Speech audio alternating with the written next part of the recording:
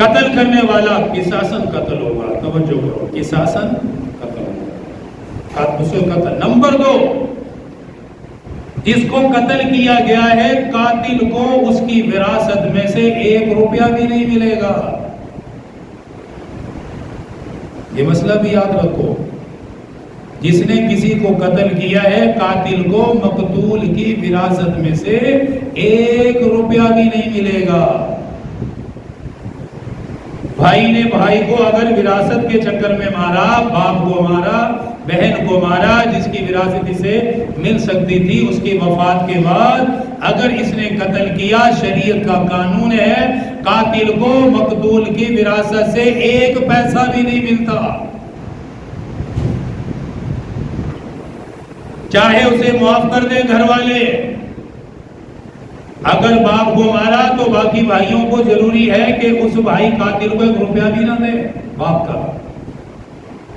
اسے کہے تو محروم ہو گیا ہے، شریعت نے تجھے محروم کر دیا ہے، تجھے نہ زمین ملے گی، نہ جائیداد ملے گا، نہ گھر ملے گا، نہ اس کا پیسہ ملے گا، یہاں تک کہ نہ اس کا کوئی کپڑا 1 پیسہ بھی نہیں ملے گا.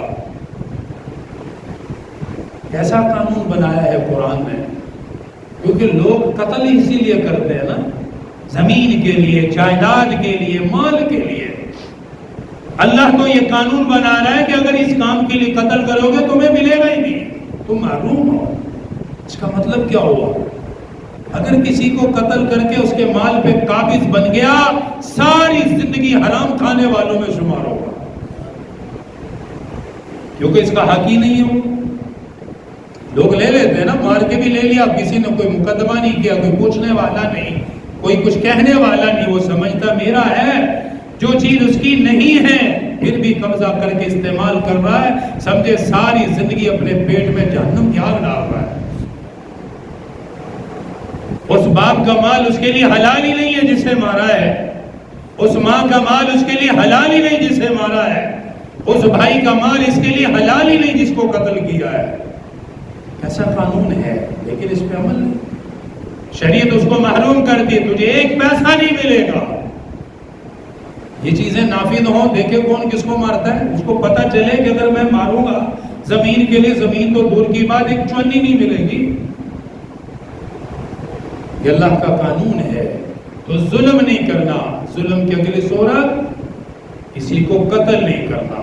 قتل سب سے بڑا جرم ہے. اور آج کل کے جو حالات ہیں، جو میں جس مضمون کی طرف لے جانا چاہ رہا ہوں، جو درد دل بیان کرنا چاہ رہا ہوں، آج کی نوجوان نسلیں